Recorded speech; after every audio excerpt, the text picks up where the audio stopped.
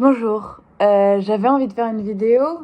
Ça reste un podcast dans tous les cas parce que vous pouvez l'écouter ou regarder, comme vous voulez. Je vais parler un peu intuitivement, on va dire. Je reviens de cette jolie nature qui, vraiment, à chaque fois que j'y vais et que je sais que c'est pas que ça va pas, mais si on peut développer mon mental qui prend le dessus, on va dire, quand je remarque qu'il prend le dessus et que j'ai l'impression que les choses autour de moi deviennent trop. Des grosses informations, alors qu'en soi, c'est pas des grosses informations. Je vais demander à une personne si c'est une grosse information pour elle, elle va pas forcément me dire oui, mais c'est par rapport à mon vécu. Et donc, j'y suis allée, je me suis allongée sur l'herbe et j'ai respiré. Et j'ai écouté juste tout autour de moi, j'ai ressenti la nature. Au départ, c'était pas forcément agréable parce que je ressentais mon mental qui était là et qui forçait les choses. Vous voyez ce truc qui veut pas que vous lâchiez prise. Enfin, c'est un peu ça, c'était pour expliquer. Mais après, c'était super agréable. Je me suis réveillée, je dormais pas. Et j'ai regardé autour de moi et je me suis sentie ressourcée. Et en fait, à chaque fois, j'ai l'impression de renaître. Et c'est en allant justement à cette source que tout le mental, l'ego, il se coupe. C'est comme si que je revenais à moi-même et que justement, le reste ne comptait pas et c'était seulement le ressenti. Et en fait, la nature, elle n'a pas besoin de me parler et c'est ce que je lui disais. Je lui disais justement que c'est génial parce que tu me parles à ta façon, c'est-à-dire tu me fais ressentir et en me faisant ressentir, eh ben, j'ai envie d'exprimer ce que je ressens. Là, j'ai plein de choses qui me viennent et justement, en allant à la source, en fait, en allant se ressourcer, ça nous permet de rentrer en profondeur dans notre source à nous. Parce que pour moi, le but de la vie, c'est vraiment de vivre déjà, donc de vivre d'amour et d'eau fraîche, si vous voulez. De vivre d'amour et d'expérimentation, d'expérience, de ressenti, de souvenirs, etc. Et donc, et donc bah, j'ai oublié ce que je voulais dire. Oui, le but de la vie, c'est de justement expérimenter.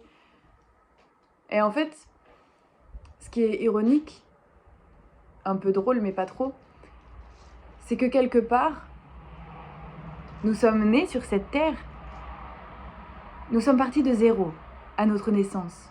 Ensuite, toute l'éducation qu'on a reçue, ce n'est pas nous. On nous a forgés, on nous a imposé nous-mêmes. C'est comme si on nous a créés en fait, vraiment on ne s'est pas auto-créé, ça veut dire on nous a pas laissé le choix parce que avant nous, on leur a pas laissé non plus le choix. Du coup, personne en fait dans le truc avait un peu le choix et tout le monde avait le choix. C'est un peu marrant. Et donc, on est arrivé ici et on s'est dit, ok, mais j'en fais quoi de toutes ces informations? C'est pas moi en fait, c'est parce que je veux être. Et c'est pour ça qu'il y a beaucoup de personnes, je pense, qui ne se sentent pas eux-mêmes et qui ont toujours l'impression d'être en décalé avec leur vie, qu'il y a un truc qui cloche. Ils sont pas vraiment, c'est comme si que il y a leur corps, mais eux ils sont à côté. Vous voyez? Et bah je pense que c'est parce qu'ils justement n'en vont pas à la source de tout ça. Donc la source c'est notre éducation, c'est un peu comment moi j'appelle ça, c'est la domestication. C'est comment est-ce que on nous a imposé les choses, qu'est-ce qu'on nous a mis en nous justement par rapport à nos parents en fait. C'est nos parents en fait qui ont fait ça, mais avant nos parents, il y avait leurs parents. Donc en fait, c'est une chaîne. Ça fait une chaîne. Et du coup, bah, c'est une lignée familiale. Et toute cette lignée familiale, maintenant, ça crée nous. Sauf que du coup, des fois, on ne se sent... Enfin, c'est comme ça en fait. On ne se sent pas forcément à notre place parce que c'est une lignée familiale où on se redonne tous les mêmes problèmes, les mêmes schémas familiaux du coup. On a un peu tous les mêmes soucis et du coup bah on est lourd à porter, on se dit mais on en fait quoi de tout ça? C'est pour ça que c'est important de se ressourcer et je trouve que la nature est tellement propice à ça. Parce que justement, il y a ce calme. En fait, c'est comme si la nature, elle respire. C'est vraiment comme si qu'elle reprenait l'énergie négative, donc le mental et l'ego, tout ce qui va être lourd, qu'elle reprenait, elle fait un filtre. Et ensuite, du coup, en fait, elle enlève le surplus qui est pas bon. Et ensuite, il y a nous, la racine, la source, tout simplement. Et donc après, on y voit plus clair, mais on doit se réhabituer, en fait, à se ressourcer, justement, pour retourner à la source et réussir à trouver quels sont ces éléments qui font qu'on ne se sent pas ancré en nous. Donc par rapport à notre éducation, en fait, à ce qu'on nous a inculqué, ce qu'on nous a déposé directement en nous. Et donc voilà, mais en soi, ça peut être très compliqué. C'est comme si que, moi je l'avais vu comme ça, on part de zéro et ensuite on nous met... En fait, il y a tellement de façons de le voir. On part de zéro et on nous rajoute 1, 2, 3, 4, 5, jusqu'à temps que ça crée 100. Et à 100, on est gros comme ça, mais en fait, on est gros de pas de nous et du coup, on se sent lourd, on se sent à côté, on se sent pas à notre place. Et du coup, on doit enlever 99, 98, 97, jusqu'à temps de retrouver 0. Et ensuite, reconstruire ce qu'on veut reconstruire pour qu'on se sente pleinement vivant en étant nous-mêmes. Et ça, du coup, ça devient compliqué dans le monde actuel, car nous avons oublié, et tout ce qui se passe dans la société et dans le monde, c'est justement ça, c'est qu'il crée quelque chose, une espèce de boucle infernale, pour justement qu'on n'arrive pas à se ressourcer, qu'on ne se ressource pas et qu'on ne retrouve pas ce qu'on est en fait. Parce qu'en soi, si on enlève tout ces caca qu'on nous a mis,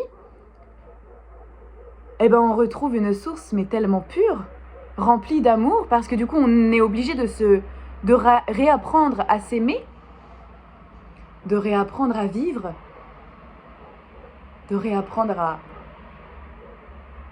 ressentir en étant nous. Et c'est ça qui est compliqué parce qu'ici, dans le monde actuel, on est beaucoup dans la surconsommation. C'est pour ça que j'ai pas très envie de rentrer en même temps. Mais en même temps, on ne peut pas fuir. C'est ce que je me dis, je ne peux pas fuir et j'ai envie de m'affirmer et d'exprimer qui je suis. Et ensuite d'aller vraiment dans le tas et puis de pouvoir ne pas tourner les yeux sur ce qu'il se passe et juste continuer à faire ce que je fais. Et certes, je peux pas rester comme ça toute ma vie. Dans tous les cas, je veux dire, ici, c'est merveilleux parce que c'est calme. Donc, je peux faire beaucoup plus facilement partir ce mental et cet ego qui m'empêche, du coup, de ressentir pleinement les choses et que mon intuition, elle arrive et que juste, je ressente. Après, je pense que il y a beaucoup d'endroits, en fait, en France comme dans un autre pays, souvent c'est les capitales, je trouve, qui sont trop avec une énergie d'emprise. Il y a quelque chose... En fait, plus il y a de béton, plus il y a d'immeubles, de tout ça, de magasins et tout. Pour moi, non, ça c'est de l'énergie pas bonne. Pour de vrai, c'est pas très bon en soi, parce que c'est justement, ça nous pousse à voir que l'humain crée, mais en fait crée pas de la bonne façon. Il essaye de s'emparer de cette nature qui en fait est la réponse. Parce que la nature, elle est un. Genre vraiment tout est relié, tout est interconnecté avec chaque particule partout. Et à notre être aussi parce que c'est notre source dans tous les cas vu que ça nous ressource et que ça apaise. En fait, c'est comme si que quand cette terre a été créée, cette forme divine, je ne sais pas appeler ça comment, Dieu ou la création ou tout ce que vous voulez, cette forme divine a bien fait de mettre la nature parce qu'elle savait déjà que ça allait énormément aider et que ça allait être aussi la source de, pas de problèmes, mais de questionnement déjà. Et ensuite, que les humains, ils allaient en jouer. Qu'il y en a beaucoup qui vont... En fait, souvent quand on voit la nature là et nous là, il y a quelque chose de supérieur et donc dans tous les cas, enfin, c'est pas possible de vivre comme ça. Il y aura toujours un écart entre la vraie nature de l'humain et ce qu'il devient là en haut là, alors qu'il n'est pas en haut, il est ici. On est au même niveau en fait. Quand on voit quand on voit la nature comme notre allié, il y a quelque chose qui devient plus facile parce qu'en soi, ça peut paraître bête, mais c'est pas bête en fait. Attendez. Non mais parce que tout à l'heure, moi j'adore faire des câlins aux arbres, ressentir, c'est génial. J'ai une petite bulle qui est sortie de ma bouche. Mais j'adore ressentir justement cette nature qui nous entoure. Et sentir les arbres, j'avais jamais fait avant d'aller ici. Je me suis dit, je sais même pas pourquoi j'ai senti un arbre. Et en fait, il sent Touti, le chat de chez mon copain et de chez nous, quoi. Donc en fait, l'arbre sent le chat. C'est génial, non? Ah bah bref, du coup ça a une très bonne odeur et vraiment quand je sens un arbre, quand je ressens un arbre, quand je vibre en lui, quand je vis en lui, c'est tellement magique parce que j'ai l'impression... En fait, quelque part, c'est comme si que je ressentais ce qu'ils dégagent. Et comme les arbres dégagent une énergie, de l'oxygène, grâce à eux, on peut respirer. Il y a beaucoup de choses, si vous voulez aller vous informer sur les arbres, c'est très intéressant. Je m'informe pas plus que ça, mais en fait, mon ressenti en dit déjà beaucoup sur tout ça. Du coup, c'est sûr que je pourrais m'y intéresser encore plus. Et je pense que je le ferai plus tard. Mais chaque chose en son temps. Mais c'est très très intéressant en tout cas. Les arbres, franchement, et en plus, regardez-moi ça. Enfin, là, vous le voyez pas, mais observez les arbres. Il y en a de toutes formes. De toutes formes. Et leurs branches, c'est un peu comme... je ne sais pas comment on appelle, les branches des poumons. Enfin bref, vous avez compris. Mais du coup, tout devient plus clair en fait quand je vais dans la nature et que j'en ressors. Bah justement, le mental est de côté et ça me permet d'avancer et mon intuition, elle est poussée en haut et elle peut s'étaler, elle peut vivre et respirer et ça fait tellement du bien parce que dans ce monde, justement, on étouffe cette intuition qui peut être tellement bénéfique. Mais en fait, c'est bien sûr qu'elle peut être tellement bénéfique parce qu'elle l'est. Elle est tellement pure et c'est peut-être... En fait, dans tous les cas, c'est ça qu'on empêche de faire respirer dans ce monde dans lequel on vit. C'est cette forme de pureté. Et puis, je suis en train de réfléchir dans ma tête en même temps. Mais c'est pas comme ça partout dans le monde, je veux dire. C'est vraiment à première vue. C'est comme si qu'il y avait le filtre du monde, c'est-à-dire tout ce qu'on va dire comme la politique, le gouvernement, patati, patata. Je veux dire le filtre, je sais pas comment expliquer, mais il y a vraiment le filtre du monde. Et ensuite, derrière ce filtre,